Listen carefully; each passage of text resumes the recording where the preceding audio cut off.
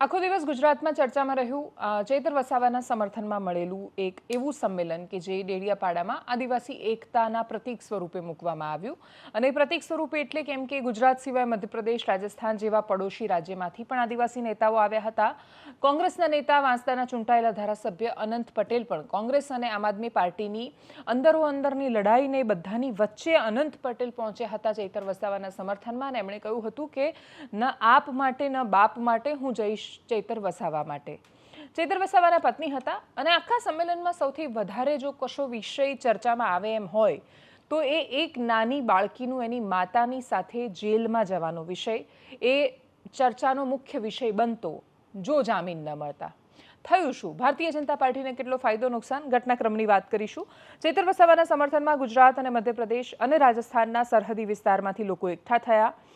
હજારો માણસોની હાજરી વચ્ચે ડેડિયાપાડાનો આ કાર્યક્રમ સ્થાનિક આદિવાસી વિસ્તારની રાજનીતિ સમજાવવા માટે પૂરતો હતો। જો કે કાર્યક્રમમાં ચૈતર વસાવાની 17 દિવસની જેલમાં ગયેલી ભાણીનો ઉલ્લેખ આવે એ પહેલા જ સરકારે મહત્વનો નિર્ણય કર્યો। સરકારી વકીલે કોર્ટમાં કહ્યું કે માનવીય અભિગમને રાખતા કેસનું જે પણ મેરિટ છે એને તમે બાજુ પર મૂકો, પણ તમે એકદમ હ્યુમેનિટેરિયન એપ્રોચ રાખો અને માનવતાના આધાર પર એની સાથે જે શકુંતાબેન છે, જેના મમ્મી છે અને ચૈતર વસાવાના બેન છે, છોકરી છે, ચૈતર વસાવાની ભાણી છે, તો કે એમને તમે પહેલાં જામીન આપી દો। કેસ વિશે તો ચર્ચાઓ થતી રહેશે, બાકીના લોકોની ચર્ચા થતી રહેશે, આ લોકોને મુક્ત કરો અને એમને જામીન મળી ગયા। આ જ મુદ્દો હતો કે જે આખી રાજનીતિમાં ચર્ચાનું કેન્દ્ર બન્યો હતો। ભરૂચના સાંસદ મનસુખ વસાવા આમ આદમી પાર્ટી પર આરોપ લગાવી ચૂક્યા હતા કે નાની બાળકીનો મુદ્દો રાજનીતિ માટે વપરાઈ રહ્યો છે। આ ચર્ચાઓ પછી ચૈતર વસાવા માટે મળેલું આદિવાસી સંમેલન એમને ફાયદો કરાવશે કે નુકસાન એ પણ રાજનીતિક ગણતરીઓનો વિષય છે। આમાં બંને રીતે બંને સંભાવનાઓને અવકાશ છે, જો અને તો। જો આમ આદમી પાર્ટી અને બાકીના નેતાઓ આ સંમેલન થકી, જો ચૈતર વસાવાનો પરિવાર, એમના સમર્થકો બધા જ સંયુક્ત રીતે આદિવાસી વિસ્તારમાં એ ભાવના જગાવી શકશે કે એમની સાથે અન્યાય થયો છે, કાયદાનો દુરુપયોગ થયો છે, એ તમારા માટે બોલે છે અને લડે છે, જંગલની જમીન માટે લડ્યા ને એટલે આ થયું, તો ચૈતર વસાવા માટે બહુ જ મોટું સહાનુભૂતિનું વાતાવરણ પેદા થશે। પણ જો ચૈતર વસાવા આ કાયદાકીય લડાઈમાં અને આ દાવપેચમાંથી બહાર નથી નીકળી શકતા તો કેટલા સમય માટે, કેમ કે સહાનુભૂતિના મોજા હોય છે અને મોજાનો સ્વભાવ સ્થિરતા નથી હોતો, એ આવે અને બેસી જાય। એટલે જો આ સહાનુભૂતિનું મોજું છે અને એની વચ્ચે ચૈતર વસાવા લાંબુ સમય માટે જેલમાં રહે છે તો પછી આવનારા સમયમાં એમની રાજનીતિક કારકિર્દી પર આની કેટલી અસર રહેવાની એની પણ ચર્ચાઓ છે। વર્ષા વસાવાએ શું કહ્યું, આમ આદમી પાર્ટીના નેતાઓએ શું કહ્યું, અનંત વસાવા હતા, અનંત પટેલ હતા ગ્રાઉન્ડ ઝીરો પર વાંસદાના ધારાસભ્ય, એ પણ બોલી રહ્યા હતા ચૈતર વસાવા માટે। ત્યાંથી જે મહત્વની પ્રતિક્રિયાઓ આવી અને બહુ જ સ્વાભાવિક રીતે ચૈતર વસાવા માટે બોલાવવામાં આવેલું સંમેલન હતું ને એટલે જ એ આક્રમકતા સરકારની સામે હોય એ પણ સ્વાભાવિક હતી। સાંભળીએ એમને। આપણે આદિવાસી સમાજ એટલે એક એવો સમાજ આ દુનિયામાં છે એ કોઈના બાપથી ડરતો બી નથી, એ આ ચેતરભાઈએ સાબિત કરી દીધું છે। આ ચોર, લુચ્ચા, બેરા, મૂંગા, ભાજપિયા એને કહી દે ચેતર વસાવા એકલો નથી, આ કરોડો આદિવાસી એની સાથે છે।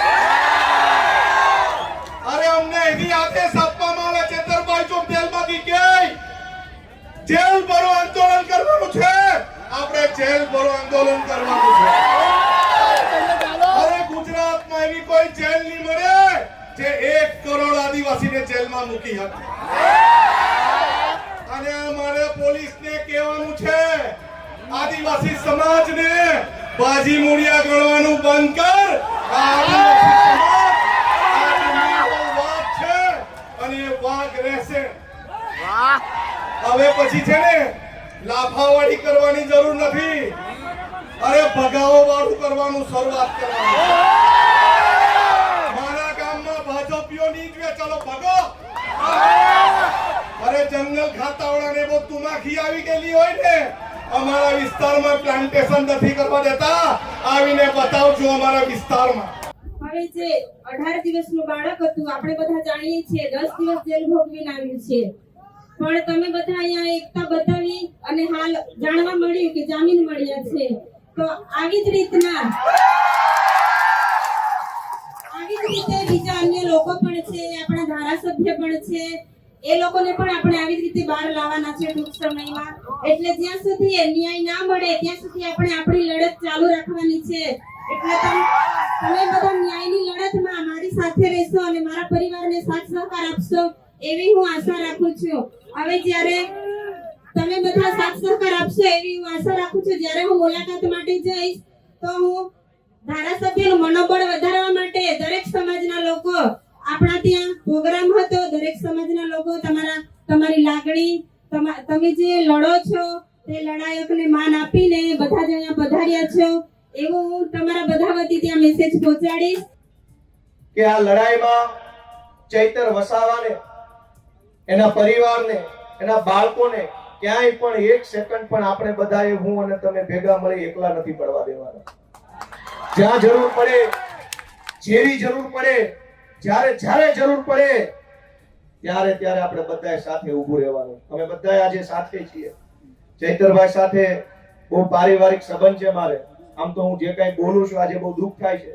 વિધાનસભામાં ચૈતરભાઈ મારી બાજુમાં બેસે, અમે ખૂબ વાતો કરી, મારી બાજુમાં ઉભા આદિવાસી સમાજના અધિકારો વિશે પૂરી તાકાતથી બોલતા હોય છે અને એટલું સરસ રીતે આમ છાતી કાઢીને સરકારની આંખમાં આંખ નાખીને કહેતા હોય છે કે ભાજપ વાળાને ગમતું નથી.